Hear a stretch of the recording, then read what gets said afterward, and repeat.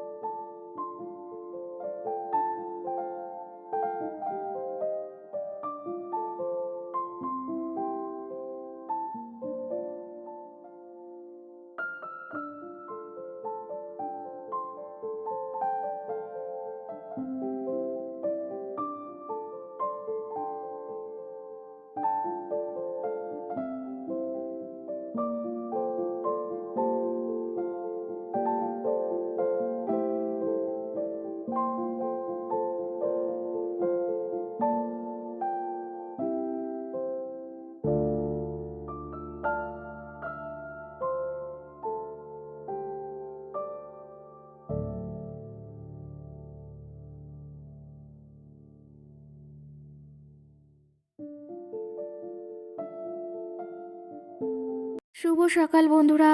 তো তোমরা সকলে কেমন আছো? আশা করছি সকলে বেশ ভালো আছো, সুস্থ আছো। আজ নতুন আরও একটি ভিডিও তোমাদের সকলকে জানাই অনেক অনেক ভালোবাসা। আজকে হলো বুধবার আর এখন ঘড়ি কাটাতে সময় হয়েছে ওই 6:45 মতো। সকাল সকাল ঘুম থেকে উঠে গেছি। আর আজকে তো দেখতেই পেয়েছো আমি আগের দিন এসেছি দিদি বাড়িতে, ওই কাকাদের বাড়িতে অনুষ্ঠান ছিল আর পাশেই আমার দিদি বাড়ি, মানে আমার দিদি বাড়ি আগে, তারপরে এই কাকা বাড়ি। তো সেখানেই এসেছি আর আজকে সকাল সকাল ঘুম থেকে উঠে পড়েছি।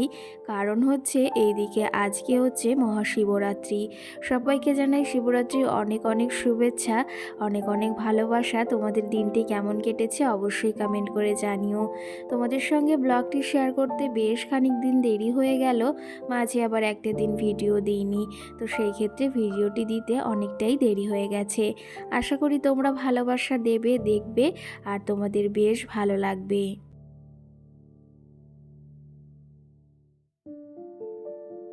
সকালে উঠেছি আর ওপরে ঘুমিয়েছিলাম, মানে দোতলাতে আমরা ঘুমিয়েছিলাম। তো সেখানে মাম্মাম আরও পাপা এখনও ঘুমিয়ে রয়েছে আর আমি চলে এসেছি নিচেতে। কারণ পুজোর যেহেতু রয়েছে, অনেক কাজবাজ রয়েছে, দিদির হাতে হাতে না সেরে দিলে দিদির ভীষণ কষ্ট হয়ে যাবে। তো সেই ক্ষেত্রে দিদি দেখো উঠে আগে ঠাকুরের ওই মানে যে মন্দিরটা রয়েছে সেখানে পরিষ্কার করে নিয়েছে। আর আমি আর দিদি এই বাসনগুলো, ফল, সমস্ত পুজোর জিনিসপত্র সকাল সকাল গুছিয়ে রেখেছি। না হলে একটু বাদেই আবার ঠাকুরমশাই 12টার দিকে আসবেন। তো সেই ক্ষেত্রে সমস্ত জিনিস তো গুছিয়ে রাখাটাই দরকার। আর এইদিকে দেখো ফল, পান, তারপরে ঠাকুরের যে থালা বাসন, ফুল, সমস্ত কিছু গুছিয়ে রাখা হয়েছে।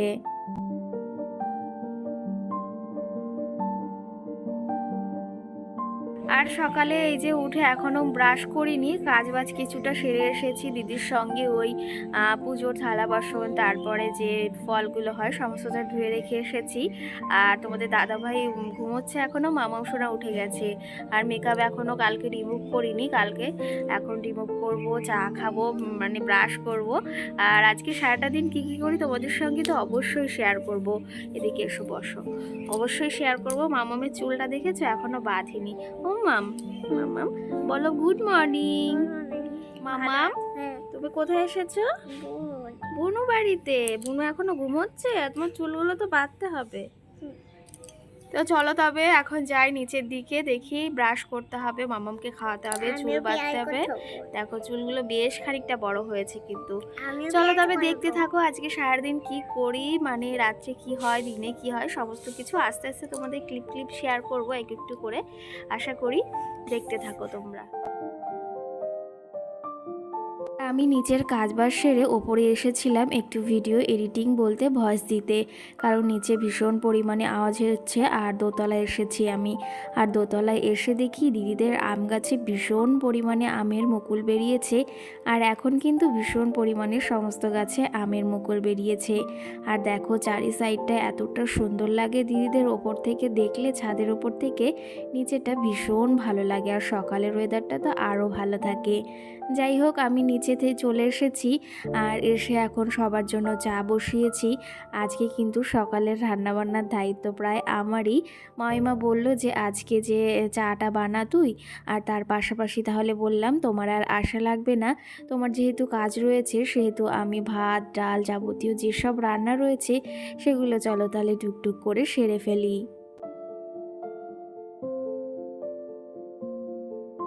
এখন টুকটুক করে রান্না বান্নাটা সেরে নেব, যেহেতু অনেক কাজ রয়েছে, আরও পুজো দিতে হবে। আজকে কিন্তু উপোস রয়েছি, আমিও রয়েছি, দিদি তো অবশ্যই রয়েছে, মাইমা, তারপরে দিদি আর একটা দিদি, তাই মশাই সবাই রয়েছে।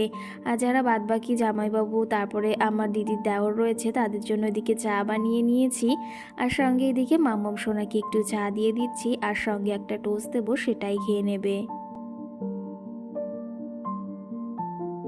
আর এইদিকে দেখো এই যে বিস্কিট ভরছিলাম আমি, তো মাম্মাম বলল মা আমাকে দাও। তো দেখো কত সুন্দর করেই না বিস্কিটগুলো ভরছে। জানো তো আমার মাম্মাম আমাকে বেশ খানিকটা কাজ এগিয়ে দেয়। ওই ছোট্ট ছোট্ট কাজগুলো যদি ওকে বলি, কিন্তু এটাই ও আগ্রহ করে আজকে করলো।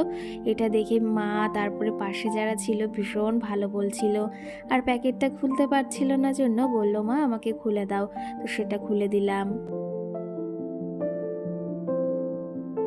এইদিকে দেখো এই যে ভাতের জল আমি আগেই চাপিয়ে দিয়েছিলাম, আর এদিকে দেখো মাইমা চাল দিয়েছে আর আমি চালটা এখন ধুয়ে দিয়ে দিচ্ছি, কারণ ভাত রান্না করব এখন, সারাটা দিনের রান্না একবারে সেরে নেব। আর যেহেতু 12টায় ঠাকুরমশাই আসবে, তো সেহেতু প্রহরে প্রহরে জল ঢালা হবে। আমি শুধু ভেবেছি সকালেই ঢালবো আর দিদি রাত অবধি ঢালবে, তো সেই ক্ষেত্রে আমি ভাবলাম আমার যেহেতু অতটা চাপ নেই, তো সেহেতু আমি রান্না বাড়াগুলো সেরে ফেলি। এদিকে মুগ ডাল রান্না করছি, মুগ ডাল ভাজা করছি, এখন একটু পরে জল দিয়ে দেব। আর তার পাশাপাশি আলু সিদ্ধ ভাত হয়ে গেছে। আর এদিকে কি করেছি জানো তো, এদিকে পটল ভাজা করেছি, কাঁচা লঙ্কা ভাজা, আর সঙ্গে কিন্তু শুকনো লঙ্কা ভাজাও করেছি। পটলগুলো এদিকে কিন্তু মা আমাকে কেটেই দিয়েছিল।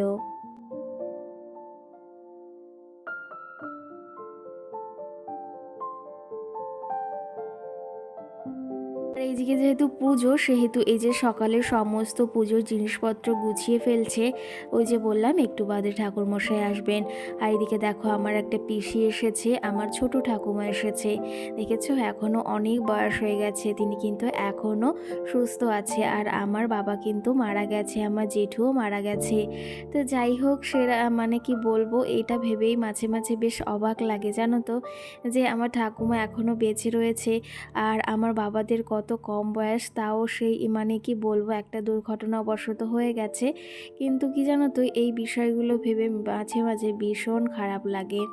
তো যাই হোক, এদিকে দেখো আমি রান্নাবাড়া সেরে নিয়েছি চটজলদি করে, আর আমি স্নানটা সেরে ছাদে এসে দেখো সমস্ত জামা কাপড় মেলে দিয়েছি।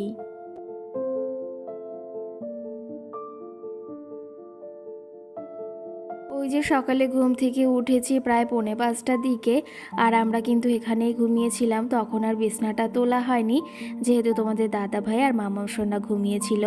এখন ভাবলাম স্নানটা সেরে এসেছি, চটজলদি করে বিছনাটা তুলে নিই, না হলে এই বাসি বিছনাটা দেখতে একদম ভালো লাগে না, আর সেটা আমার একদম পছন্দও হয় না। এই বালিশগুলো সেই অর্ডার করে বানিয়েছিল দিদি আমাদের ওখান থেকে। বালিশগুলো কিন্তু বেশ সুন্দর হয়েছে, দিদিরও কিন্তু বেশ পছন্দ হয়েছে।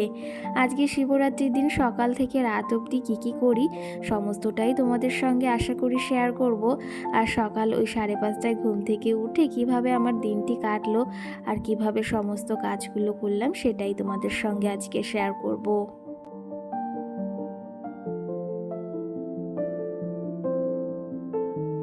আমি জানি তোমরা আমার ডেলি ব্লগ দেখতে ভীষণ ভালোবাসো, বাড়ির কাজকর্মগুলো, তবু ওই যে মাঝে মধ্যে তো একটু ঘুরতে বের হয়, একটু অনুষ্ঠানে যেতে হয়, না হলে কি করে হয় বলো, এক ব্লগ বা এক জিনিস আমাদের কেউরই পছন্দ নয়। তো সেই ক্ষেত্রে এই ব্লগগুলো তোমাদের সঙ্গে শেয়ার করা খুব জরুরি। আমি চেষ্টা করি সব কিছুর ভেতর একটু কাজকর্ম তোমাদের সঙ্গে দেখানোর। যাই হোক, চলো তবে এদিকে কাজগুলো সেরে নিই। আর বিছনাটা দেখো তুলে নিয়েছি, আর সঙ্গে তোমাদের কিছু কমেন্টেরও রিপ্লাই দেব।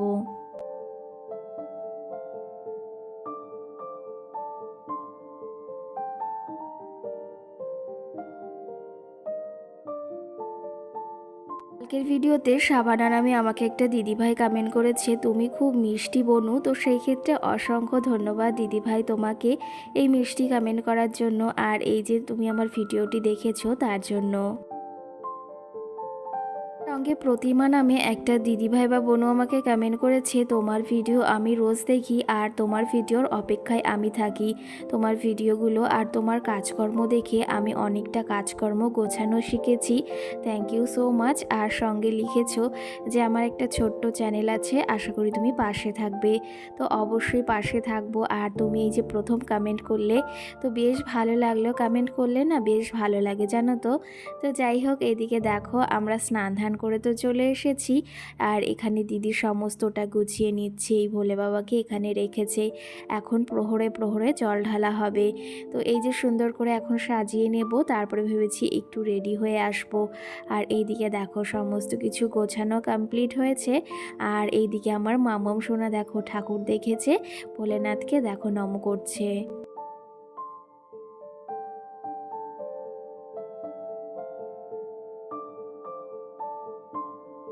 সঙ্গে প্রিয়া নামে আমার বোনও আমাকে কমেন্ট করেছে, দিদি ভাই তুমি যে ফুলগুলো নিয়েছো তো সেগুলো তুমি খোপায় দাওনি কেন, মানে আগের দিন কালী পুজোতে কাকাদের বাড়িতে গিয়েছিলাম সেখানে হয়তো।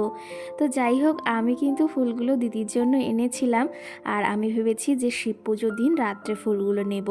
তো সেই জন্যই কিন্তু আমি নিইনি, আর আমি শিব পুজোর জন্যই ফুলগুলো এনেছিলাম। ফুলগুলো এনে আমি ফ্রিজে রেখে দিয়েছি। আর এখন দেখো নর্মালি একটা শাড়ি পরে নিয়েছি, আর এখন দেব মানে বাবার মাথায় এখন জল ঢালবো। সকলে মিলে এখন পুজো করছি। আর একটু বাদে তারপরে ভেবেছি রাত্রের দিকে ওই যে নতুন শাড়িটা দিয়েছিল তোমাদের দাদা ভাই সেটা পরবো। আর এদিকে আমি আর আমার দিদি দেখো ঠাকুর পুজো দিতে বসে গেছি, আর সঙ্গে মা, তারপর দিদির ননদ সকলে মিলে বসে রয়েছি।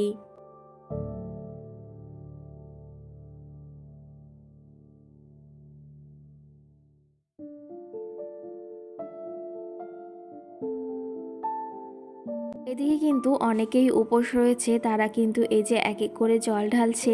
এই যে মামিমা আমার দিদির শাশুড়ি, তোমরা হয়তো অনেকেই চেনো। আর আমার দিদিরও এর মাঝে জল ঢালা হয়ে গেছে বাবার মাথায়, আর এখন আমি ঢেলে নিচ্ছি। চলো তবে এই যে বাবার মাথায় একটু জল ঢেলে নিই, জানো তো ভীষণ ভালো লাগছে। আমি ভেবেছি রাত অবধি থাকবো, কিন্তু মা বলছে আর থাকতে হবে না। তো সেই ক্ষেত্রে ভাবলাম এক প্রহরেই জলটা ঢেলে নিই। আর জানো তো আমাদের বাবার বাড়ির ওখানে ভীষণ ভালো পুজো হয়। তো সেখানে যাওয়ার ইচ্ছা ছিল, কিন্তু কারণবশত হলো না, কারণ দিদি বাড়িতে পুজো রয়েছে। তো চলো তবে এখন এই যে বাবার মাথায় জল ঢেলে নিয়েছি, আর এখন আরও কাজ রয়েছে, আর ঠাকুরকে একটু প্রণাম করে নিলাম। সঙ্গে আমাকে টুম্পা দাস কমেন্ট করেছে, তোমাকে খুব সুন্দর লাগছে। অসংখ্য ধন্যবাদ তোমাকে এই মিষ্টি একটা কমেন্ট করার জন্য। সঙ্গে সোনাই নামে বনু আমাকে কমেন্ট করেছে, দিদি ভাই তোমাকে খুব খুব সুন্দর লাগছে, খুব মিষ্টি লাগছে, আর আজকের ভিডিওটি খুব খুব ভালো লাগলো। মাম্মামকেও অনেক অনেক ভালোবাসা। তো সেই ক্ষেত্রে তোমাকেও অনেক ভালোবাসা। তুমি কেমন আছো অবশ্যই জানিও। এদিকে ঠাকুর পুজো কমপ্লিট হয়ে গেছে, এখন ঠাকুরের প্রসাদ খেয়ে নিচ্ছি, মানে সাবুগোলা। তো সেই ক্ষেত্রে এখন খেয়ে দিয়ে এখন আবার মাম্মামকে খাওয়াবো। আর আমার কিন্তু এদিকে পুজো করা কমপ্লিট হয়ে গেছে এক প্রহরে।